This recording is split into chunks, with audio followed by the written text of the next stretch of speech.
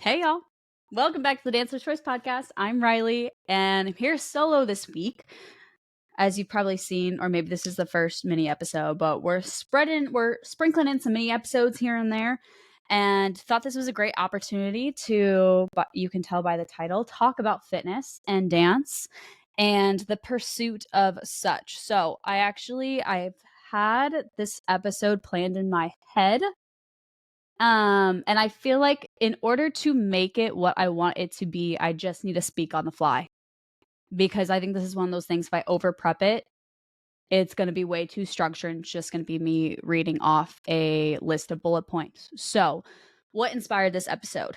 I feel as though I'm in the age, I don't know if this is just the what's the word for it? Like age I'm in or the stage of life that me and my peers are in. But I feel as though everyone and their mom now is working at a boutique fitness studio, myself included. So once again, it might just be like the red car theory, red car method, where what you think about, you see a lot. So maybe I'm just going crazy. But nevertheless, I feel as though I'm starting to feel as though I know that I'm starting to hear a lot more dancers taking the fitness route as their quote unquote side hustle or plan B. We all know that. This is going to be what makes the money, and then I'm going to dance. So, if that is you, or you have curiosity about doing that, or maybe you're in it right now or in the past, I just want to talk about pursuing fitness as a dancer. Is it only for dancers? Is it for you? Is it for everyone? Because it seems as though everyone's taking the fitness path right now because of a free membership slash, oh, if I need to cross train anyway, I might as well work at a fitness facility so I can, kill two birds, one stone. I love it. I'm here for it.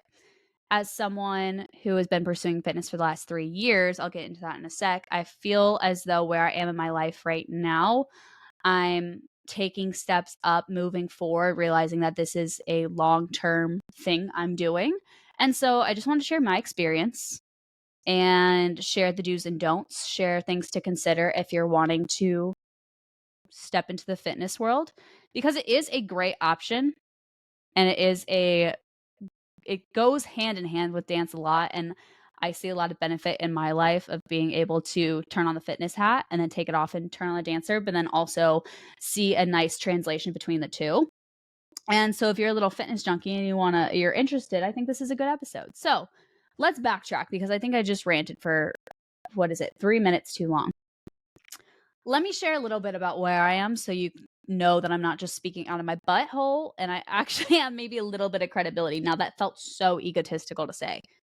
Ew. I'm really not all that. No. Okay, didn't mean for it to come off like that. It's just, I would say I'm seasoned enough now where I'm not a newbie, so I want to share the advice I've learned now that I would say I'm more intermediate rather than beginner. Okay, there we go. So, if you don't know, hi, I'm Riley and I work at Pure Bar. I always told myself I would not feed in to the cult-like mentality of Pure Bar, but nevertheless, here I am 3 years and 3 Pure Bar studios later talking about Pure Bar on a podcast. I do really love it, and here's why.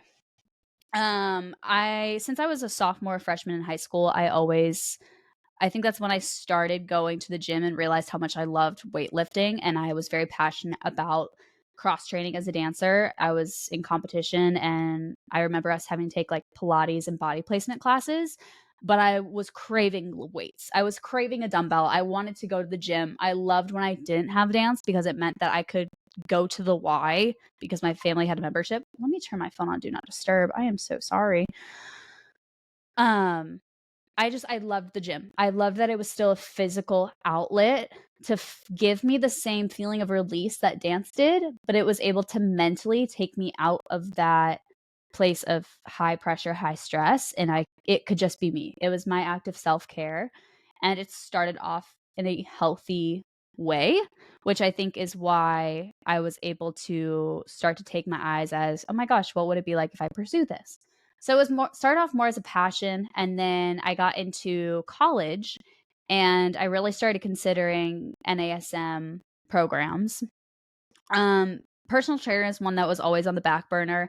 I dabbled in some nutrition certifications, more so for my own education rather than a career pursuit, because this is just kind of a side note. If you are wanting to do nutrition, go to school, because getting some online certification program is not going to get you the career you want if you are trying to pursue nutrition.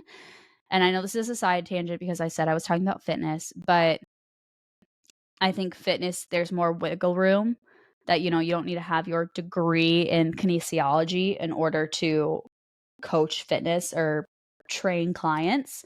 Whereas nutrition, because the two go hand in hand, I think people who are searching to just get a certificate online and then all of a sudden have a clientele, that kind of takes away credit from those that are going to school for 6 to 8 years and doing clinical residencies before they even start their private practice in dietetics. So if you're wanting the nutrition route, I will always refer registered dietitians and nutritionists, or say, yep, go to college. I didn't do that, and part of me wishes I did, but I'm now realizing how passionate I am about fitness, and I wouldn't be here if I didn't take that route. But all this goes to say is, fitness, I think there's more wiggle room to get certifications. You can use that as credibility to have a career, whereas the nutrition route, I can't emphasize college enough, because that's where I'm going to trust a dietitian more than I trust some influencer on Instagram who's saying that they're NASM certified, but they're a nutrition coach, or it's a new certificate rather than certified in it. Two different lingos. Me saying I got a certificate in nutrition rather than saying, oh, I'm a certified nutrition coach, is different. Nutrition coach is also something that it's good to have if you are a personal trainer, that you can say, hey, I'm educated in this, that I can give you the basic cut, dry facts. Here's a carb, here's a protein, here's a macro, but I can't diagnose or treat or prescribe a meal plan or help with the mental side of eating. So there's that hand in hand. And obviously there's a different scope of practice for fitness practitioners, fitness coaches and trainers as well. So that's my side note. Where was I going with this? I had pursued the nutrition coach oh my gosh, words. Nutrition coach certification. There we go, online. And that kind of kickstarted. But it was an eye-opening moment, culture shock, when I realized that those online certificates really don't guarantee you a career in nutrition. Little 18-year-old Riley didn't understand that. And that's okay. It was just another educational moment. So that's where, okay, I was going somewhere with this. I started with nutrition, realized that wasn't the route. So I still had this passion, but I was transferring colleges at the time, as I'm sure you've heard the story a million times. So I ended up not double majoring in nutrition, went the full dance route. Going the full dance route made me realize, okay, let's lean more on the fitness side rather than the nutrition side. And in my sophomore year of college, first year at Point Park, a sweet, sweet friend of mine, Barb, was like, hey, I'm graduating. I work at Pure Barre. They need a new teacher to basically replace me since I'm moving. Are you interested? And mind you, I was working at a little breakfast coffee place at the time, and I desperately wanted to get out of the restaurant business. So I was like, say less, I'm in. And so that started my Pure Barre journey. I went to training 2-3 months later in August 2021. And I started with a new studio from the ground up. They had just opened. Actually, I got certified and they weren't even open yet. But then we opened.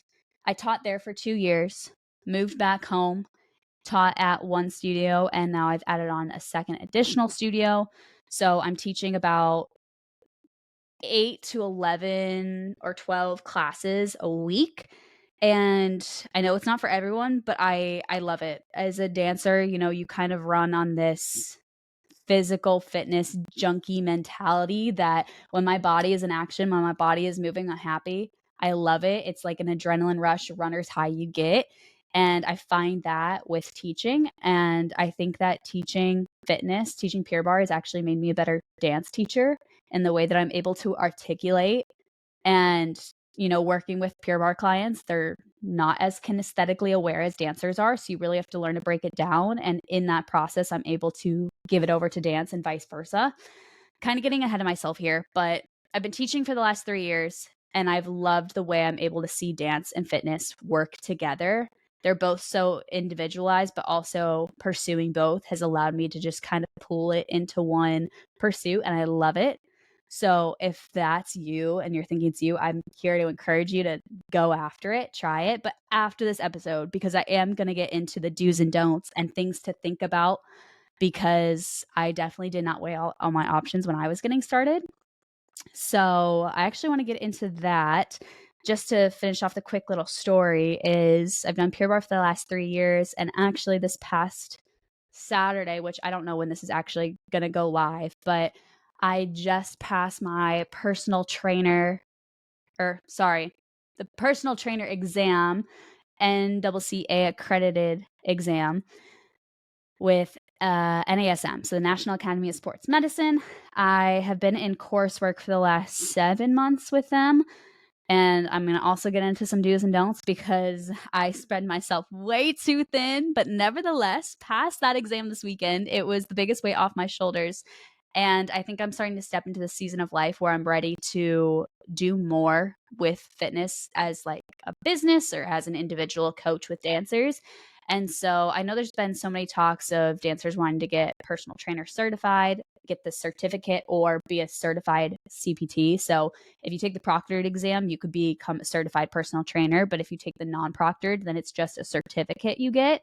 So both of those, but I'm a certified personal trainer through the exam.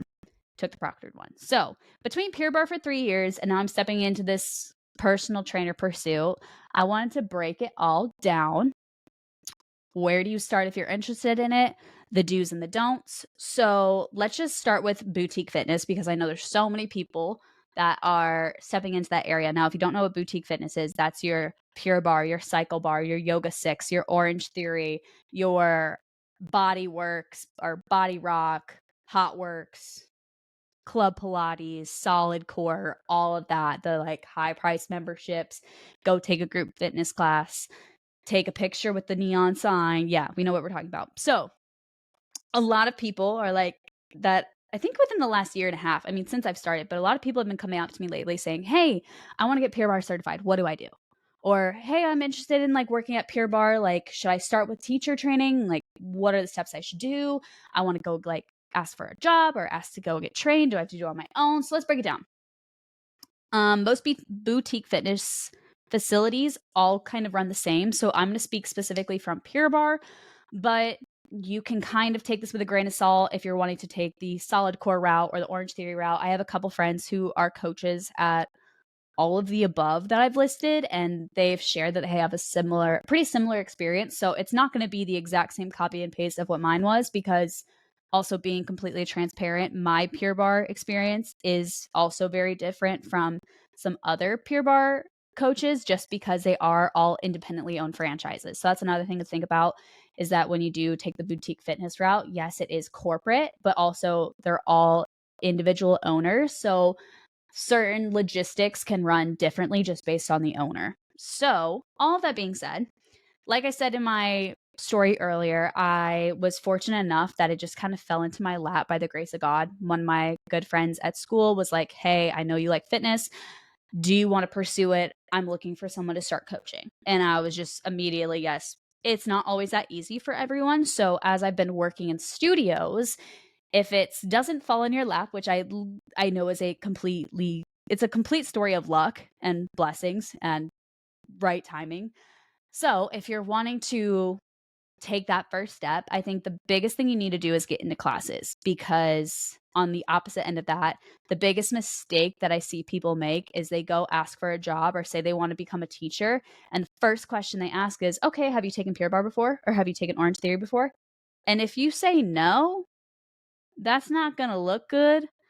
Just being completely honest.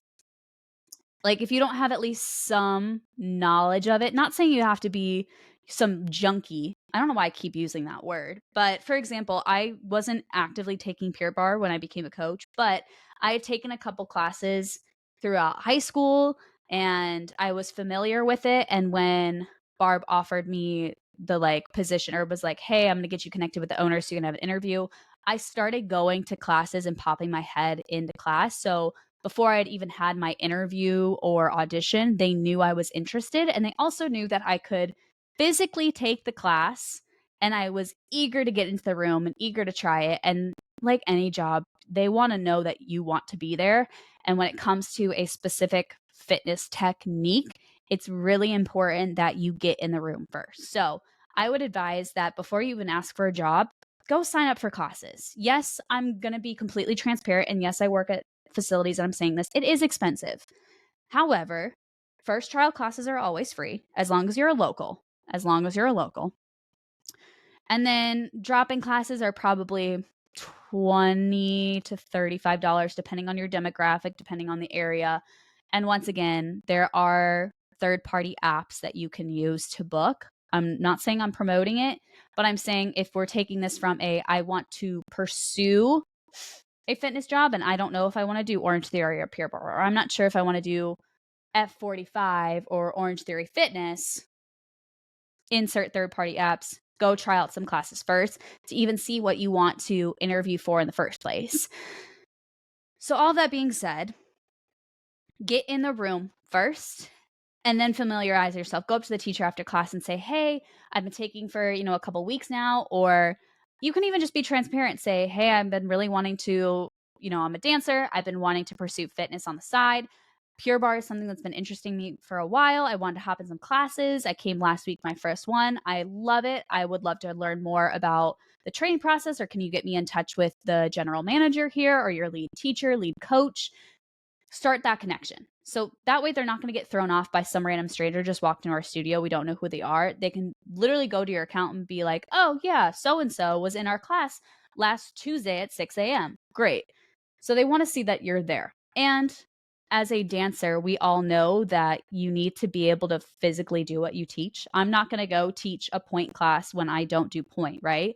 I'm teaching hip hop and jazz because that's what I practice the most in the studio. The same thing goes for fitness. And with all of these techniques, you need to understand that it's not going to completely translate from your weightlifting gym routine at, lifetime. And then all of a sudden it's going to be like an easy click of a button when you translate over to Club Pilates or Pure Barre because you are taking YouTube fitness classes in the gym. Like, it's very different, very specialized, very individual. So just being able to take classes is going to help you out significantly.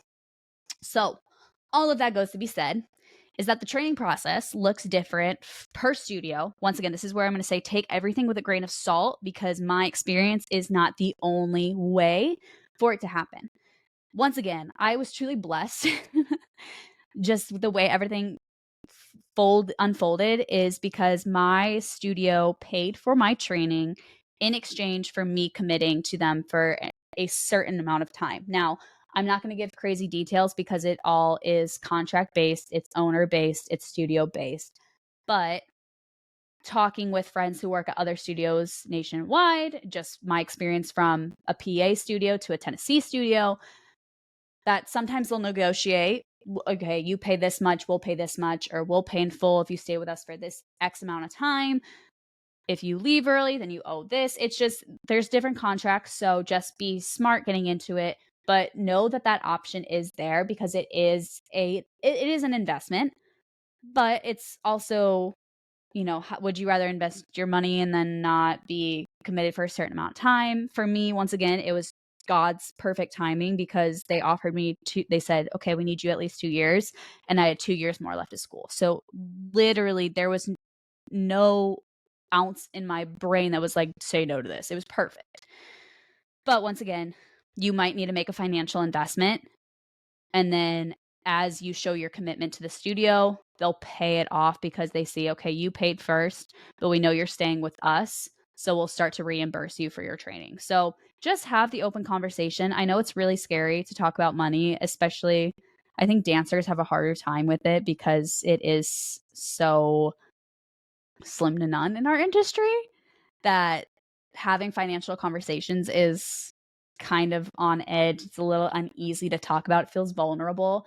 But you also have to acknowledge that in a business world, you have to talk about it. And in the fitness world, that is something that the investment of going to a 4-day training to then be able to test out or teach a sample class to be able to get your certification or get approved by corporate to become a teacher, to become a coach, that's a lot of money and a lot of time.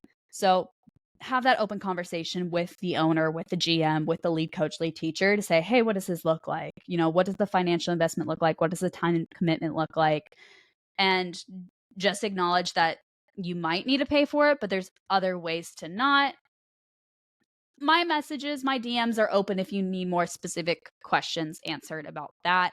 I'm happy to help. But that's where I'm going to just keep it kind of vague. And that's what the training process looks like.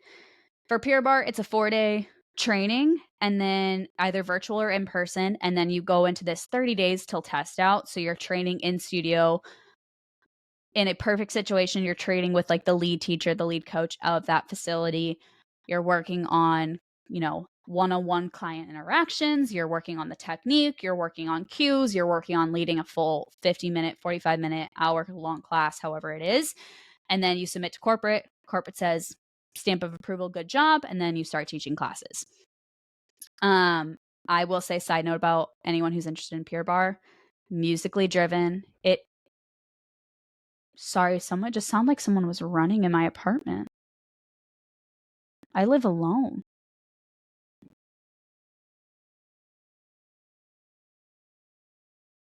What the heck?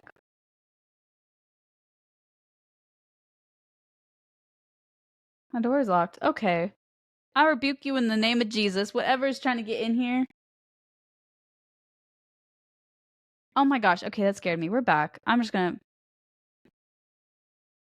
That was so weird. It sounded like grown men sprinting, like running. Okay, it's fine. We're back. What was I saying? That actually like made my heart start racing. Whew. Okay. What was I talking about? That really scared me. I'm like, what just happened? Okay. I was saying something about teaching class. Pure Barre. Oh, okay. So before I got scared in my apartment, I was talking about Pure Barre specifically is musically driven. So there are elements of teaching dance or being a dancer and having that rhythm, having that musical drive, and being musically smart, if that's the right word for it. Having a sense of musicality and timing. Timing, there we go. Sorry, y'all. I'm in a loss of words. I'm coming back to reality now. Um, you will see that you kind of have an advantage being a dancer because especially if you already teach dance, you're used to talking to a room, you're used to leading a room, you're used to articulating articulating how to move your body from point A to point B, and that will translate into fitness coaching no matter if you're teaching someone how to do a bicep curl or teaching someone how to do a lunge series or a cardio circuit.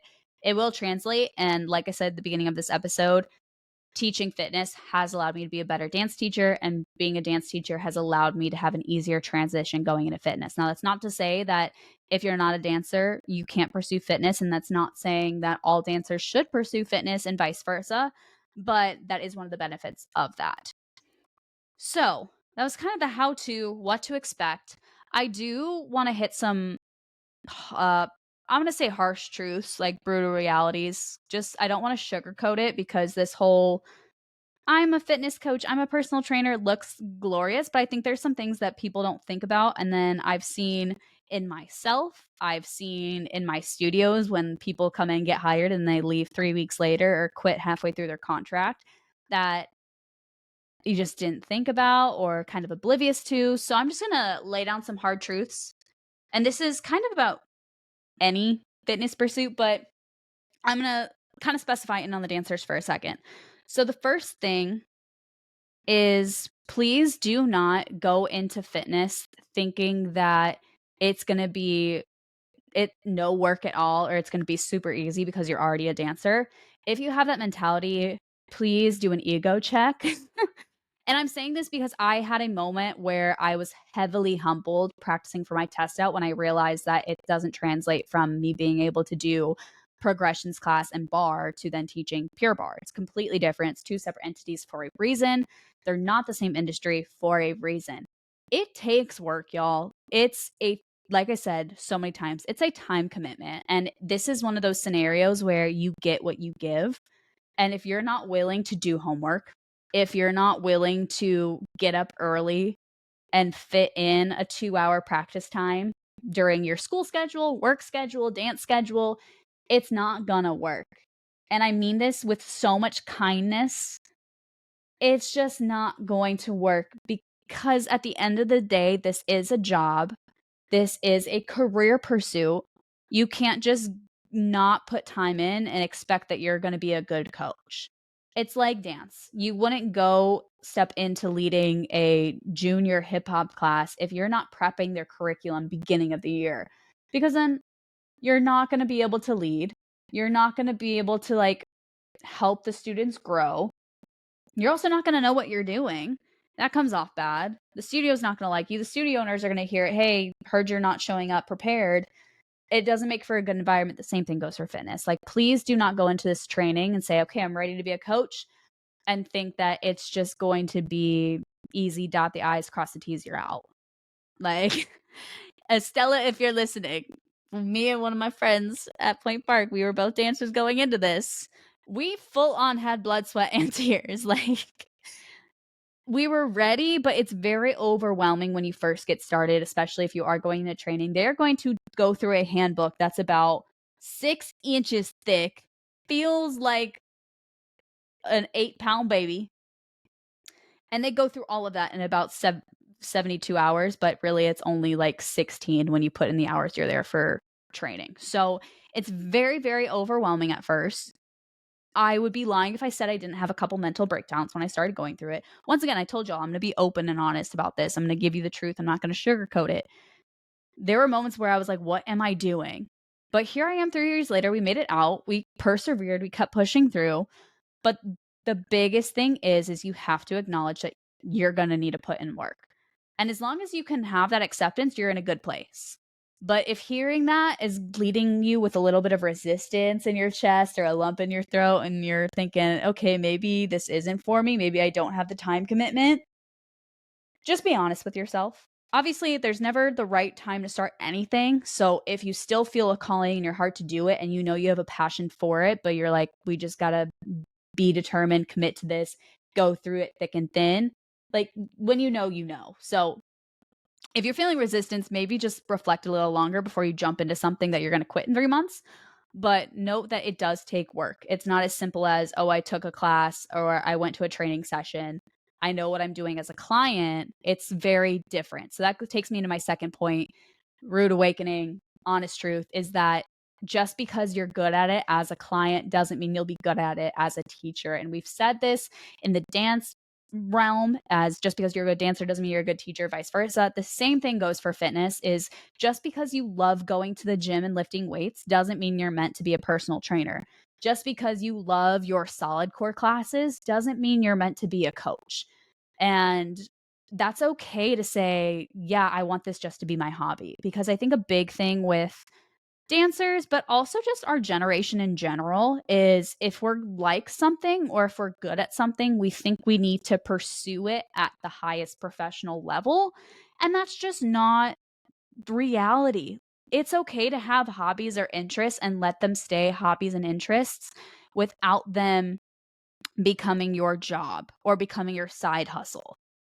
And I think that's something with fitness that I notice a lot. And I'm like, oh, wait, wasn't so and so working for Pilates Club? And they're like, no, they quit. I'm like, oh, acknowledge that when you do decide to become a coach or become a teacher, you are no longer a client. And I had a client actually ask me, hey, Riley, did teaching Pure Barre kind of ruin your experience as a client? And I was like, I'm going to be completely honest. I wasn't a committed membership type of client before I started.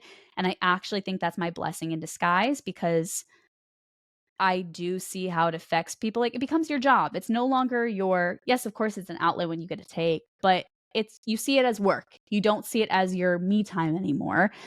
You also know everything then. So even as like a Pure Barre teacher, for example, I'll go into classes and it's nice because I can turn off my teacher brain, but I still never fully turn off my teacher brain because then I'm taking class and I'm thinking about the timing that this section should be, or I'm thinking about the choreo or how I taught this in my like class 2 days ago, or I'm hyper fixated on my form, or I'll be in a plank, but I see someone else's form is off, and not in a judgmental zone, but as a teacher, I'm like, oh, I want to go over there and help. And I'm like, nope, you're a client now. It definitely messes with that. So if you're a, what's the word, avid solid core goer, just acknowledge that maybe you are really passionate about solid core. You want to pursue it as a coach. Great, go for it. But don't be oblivious to the fact that the way you view it will change.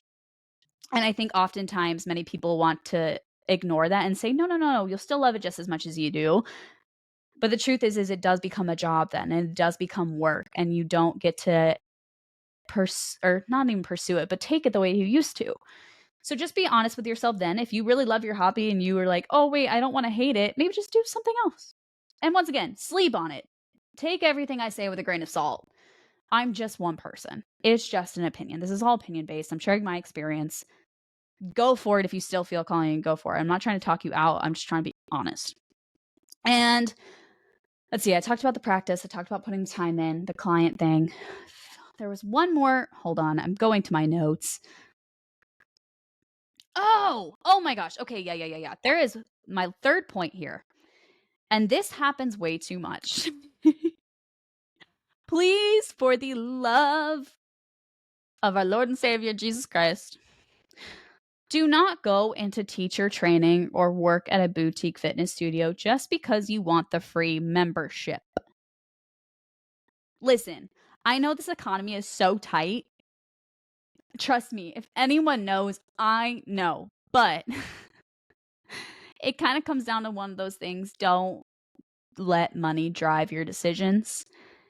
If you're truly wanting, and I'm not encouraging this heavily, but I'm just saying if your reason for wanting to be a teacher is so that you can get a free membership, number one, then you're going into it with the thought that you are going to actually still take more than teach. I just don't think that's realistic or going to happen.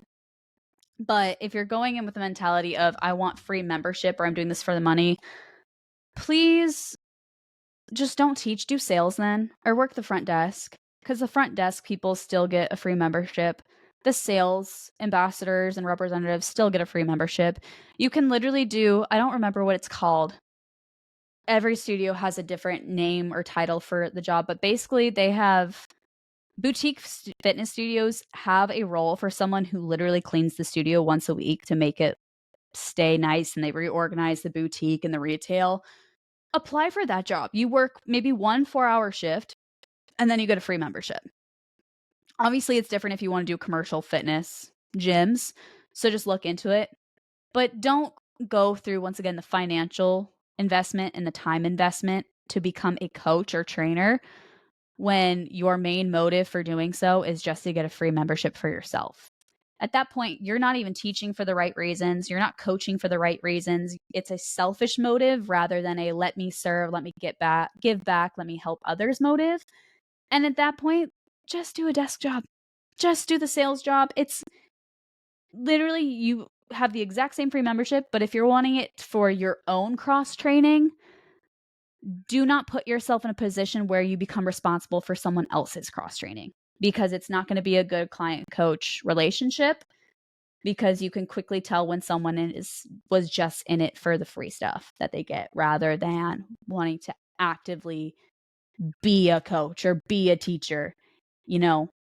It's just in one of those moments, it's don't do it for the money. Don't do it just for the free stuff. If you want to do it for the free stuff, please do not teach or coach. Don't become a trainer, because that is, and I think I'm going to go into a bonus point number 4 for like a rude awakening, brutal truth, is that you need to acknowledge the fact that you will have moments where you are so focused on helping other people pursue their fitness goals that you kind of forget to pursue your own. And I think this just goes with anything is, when you're constantly pouring into others, you feel drained at some points that you're forgetting to pour into yourself. And for example, with the schedule I've curated, I love it because I'm able to work my admin job 25 hours a week and I'm able to coach fitness for the other 10 to 15. And I love it, but there are definitely moments, and I do tend to notice it when like the seasons change and my seasonal depression girlies out there. I understand. I'm just like, I need to revive my fitness journey or my fitness goals just so I feel like I'm still equally pouring into myself and I don't get into this cycle of when was the last time I took care of myself physically. Kind of the same thing with dance. Like you get so caught up in teaching and setting choreo that you're like, wait, when was the last time I went and took a class for myself? That kind of dynamic. That happens with fitness as well. And so once again, it's don't be oblivious to it. It's going to happen. But being number one, okay with knowing that, hey, your goal, your job, your priority is to help others achieve their fitness goals. And that is one of my favorite parts about teaching is seeing that come to life and talking with a client who starts on day one saying they've never taken it before, or, this is where they're at in their season of life right now, or they're preparing for a big milestone coming up in X amount of months. And then all of a sudden seeing their confidence grow or seeing their strength build and seeing just their like presence and the way they carry themselves change in a positive way. And you're like, you just see the results and you see the good fruit that comes from what you do. And that's one of the best parts of this job. But this comes with the please don't be oblivious to the fact that when you do start teaching fitness, you are then in exchange kind of sacrificing your own time. Obviously, you make time for it, but it's one of those things that I'll get so focused on, okay, I need to plan my pure barre classes. What am I teaching this week? What am I, where are my clients at? That I forget, I just need to be more aware of when I need to sit down and think about, okay, what are my fitness goals for this season? Or like, nope, I'm going to be very adamant about I still get my gym time, whether that's before I go teach or after I teach, or making note that, once a week, I'm going to go take my own pure barre class. And usually I do that at 6 in the mornings before the work brain turns on. So I can feel that, feel it separate from work and me time. But yeah, there's a lot of emotional, is that the word for it? It's an emotional commitment as well too. And I think, once again, I think that's just if you're a very passionate person. I think dancers and artists are very passionate people. So when you start pursuing this as well, the level of passion that does go into it, it's so cool, but also acknowledge that you're then kind of giving up the time that you pour in. And once again, I think this did result from me just being poor about managing time because I was, I'm moving on my feet all day. I'm coaching, I'm helping, I'm teaching classes. And then you just kind of forget to take care of yourself while taking care of others. So I think this is something like just to be aware of, is that you will have those moments where you're realizing how much you're pouring into other people's cups that you're forgetting to pour into your own. So just stay mindful of that even before you start training, that, okay, what are your goals? What's your reason for doing this? What's your why? What's your mission? But then also, how can you take everything you're giving and then also be able to fill your own cup up so you can keep pouring into others, if that makes sense. Yeah, I feel like I covered a lot.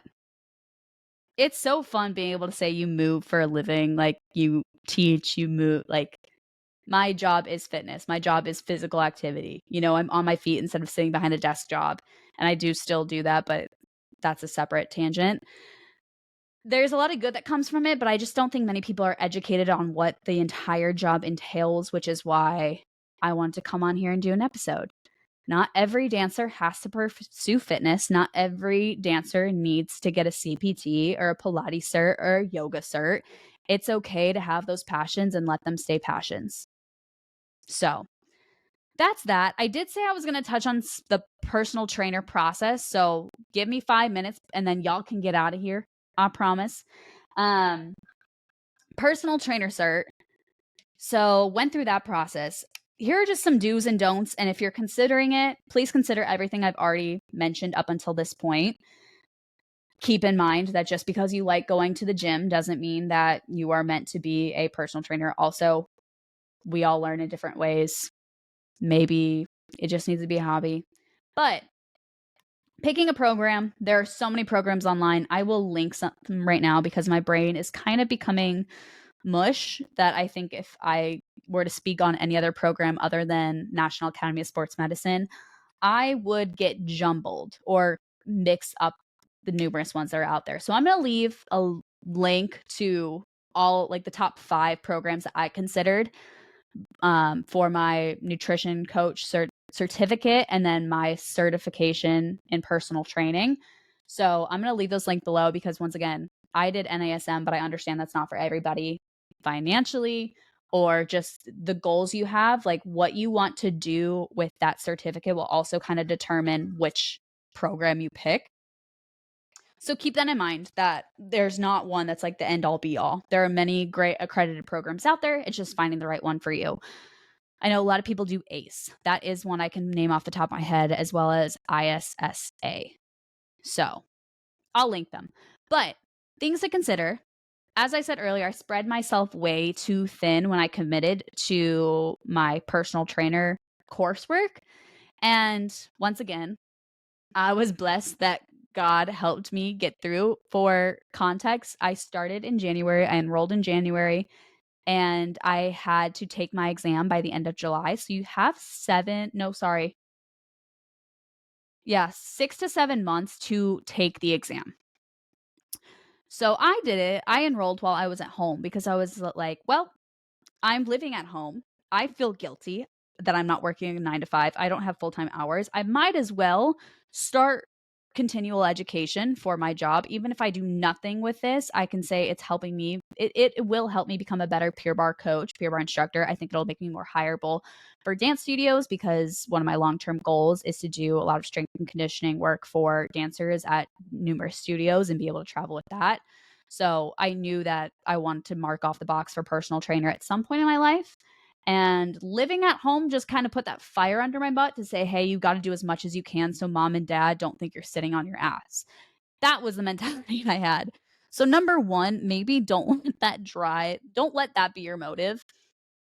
Because I realized I made the financial investment on my own and it was great. And I'm going to go into points in a second, but as much as I want to testify and say that there's never a right time to start, I think with something like this, where you do have a deadline to take an exam and it is a time commitment for coursework and you need to be able to commit at least 6 hours a week to it, just make more of an educated risk and map out your next 6 months before you hit checkout with a program or certificate or certification like this.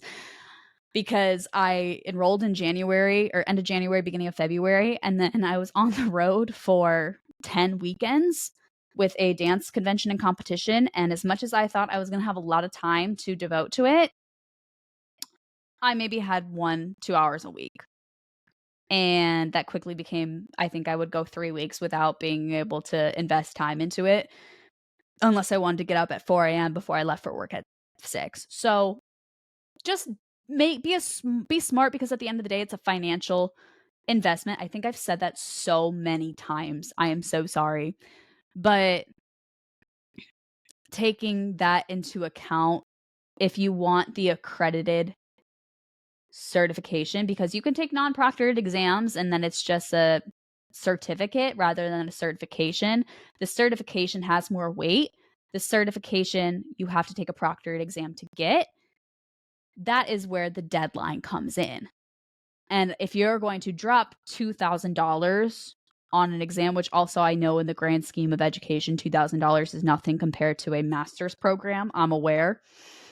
But once again, if you are going to drop some G's, make sure that you can take the test in time and give yourself a month to pass. Okay, so there we go. I said, don't spread yourself too thin. Make an educated risk. Map out your next 6 months before you just hit checkout to realize that the time is crap and you're not going to be able to take your exam in time to get the accredited version. Number 2, I'm going to say use your own money. Don't use mom and dad's. Now, that is so privileged for me to say. I'm fully aware. I'm swallowing my pride. That actually just felt like a slap in the face to say out loud. Dearest apologies. I'm saying this because my little senior year of high school, going into freshman year of college self, when I did my nutrition coach, now, frankly, that certification, I believe, was like $800, but I didn't have money into my name. So my parents helped me and they were like, as long as you pass and as long as you do something with this, we won't ask for money back. It was just kind of a negotiation. Um, Obviously, when it came to personal trainer, I'm out of school. I'm investing my own money now. And I think everyone should because it puts more weight on it. And I know that in our day and age, it's easy to be like, hey, mom and dad, can you help me with this? Don't. Rip off the band aid.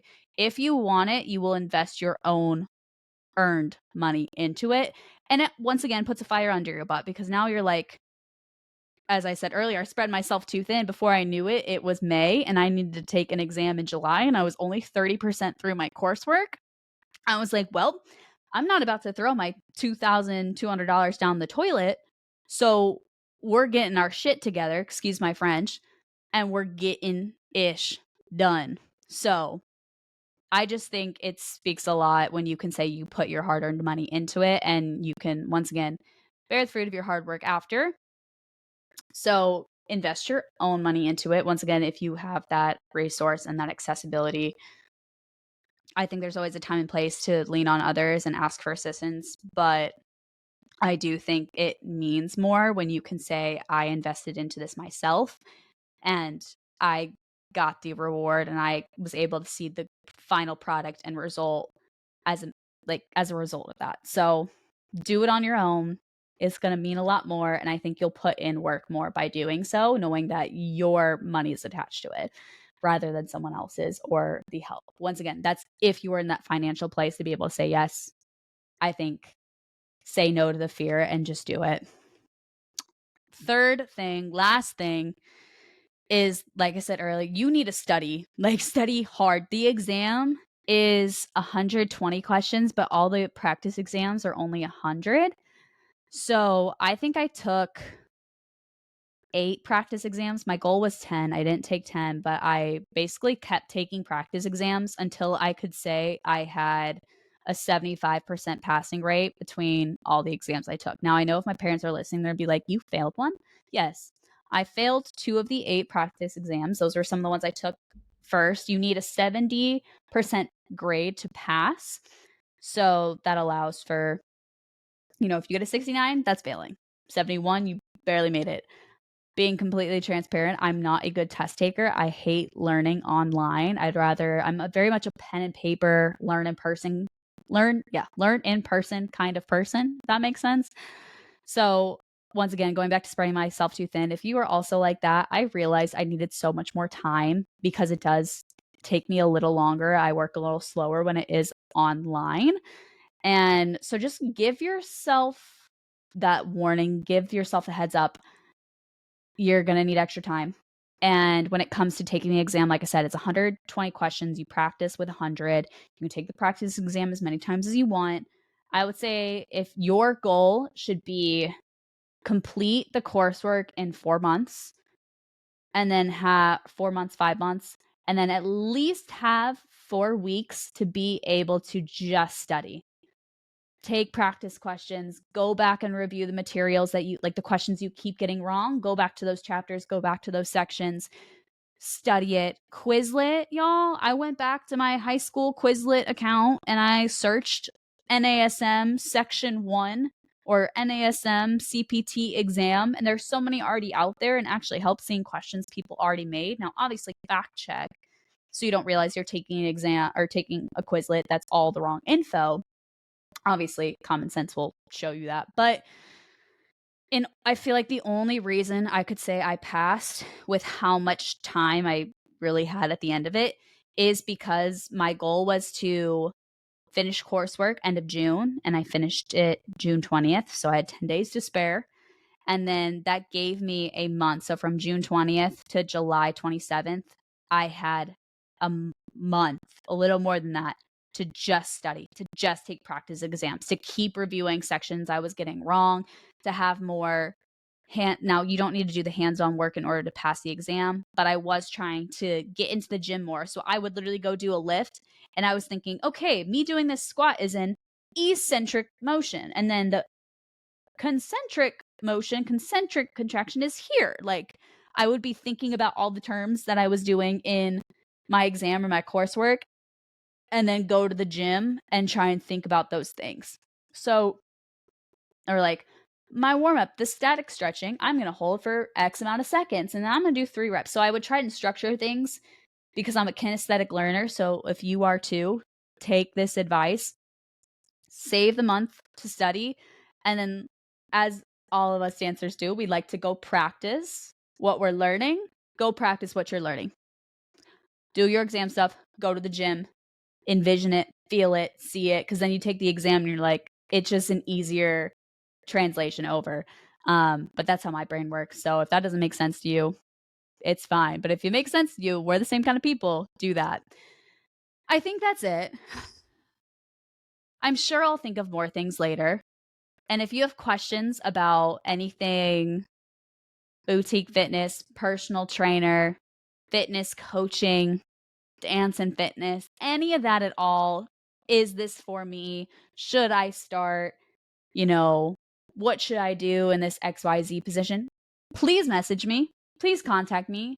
I love talking about this. If you can't tell, my goal is to make this a 30-minute episode, and we are indeed at 51 minutes right now. But I'm very passionate about fitness, very passionate about teaching and coaching, and it's something I want to do until my body cannot do it anymore. Dare I say more than dance right now? I'm like, you know what? There's going to become a time where I don't dance or teach dance as much, but fitness, I'm like, I want to be a mom and then drop my kids off at school and then go have sessions. That is my goal. So if that says anything about me or my willingness to help other people do the exact same thing, I am here to chat. I'm here to support you. I'm here to help you because it is scary when you're getting started. And I don't think many people are talking about the pros and the cons, the do's, the don'ts, the reality checks, culture shocks, all that stuff. So if you have questions that stemmed from this episode, please message me. Please message the podcast. I run the Instagram, so I'll see it no matter what page you reach out to. But I send all of my prayers and high hopes and words of encouragement and support and love to anyone who's going through this process. If you're curious about it, want to learn more, literally do your research, talk to someone. I'm sure you could probably look at your closest 5 people and someone you know is doing the same thing. So don't be afraid to ask questions. Don't be afraid to ask for help. It's a fun industry, y'all. But yeah, I just wanted to take this moment just to educate and help and share my advice and my experience. Like I said, it's just all opinion based. This isn't set in stone. This isn't the only way for things to happen. But I keep getting questions about it. So I was like, you know what? I'm going to make a podcast so when people do ask me questions, I can just send them this link and be like, hey, listen to this, and then tell me what else you want to know. But that is it. I'm going to stop now because I've been chatty Cathy for a while. But thank you all so much for listening. If you made it to the end of the episode, please follow us on Spotify and Apple Podcasts. Give the podcast a rating and a review because it does help our channel grow. And then we are also on YouTube. So if you're watching on YouTube, hi, you see I talk with my hands. If you're not watching on YouTube and you want to see me talk with my hands, you can go to our YouTube page, Dancer's Choice Podcast. All of the video form episodes are uploaded there, as well as shorts, and we might have some other stuff coming soon. But that is it. That's all the housekeeping. Instagram is Dancer's Choice Podcast. Send us a message. I can't talk. This is so bad. I need to get off. Send us a message on Instagram. Happy to answer your questions. Happy to chat. If you have any other ideas for future episodes, let us know. We appreciate all the love and support. And shout out to all my fitness boys and girlies out there. Y'all are doing great. Keep it up. You can do it. Now that is all. I'm going to get off. I'm going to sign off the mic. Thanks, y'all. Have a great rest of your week. We will see you next Thursday.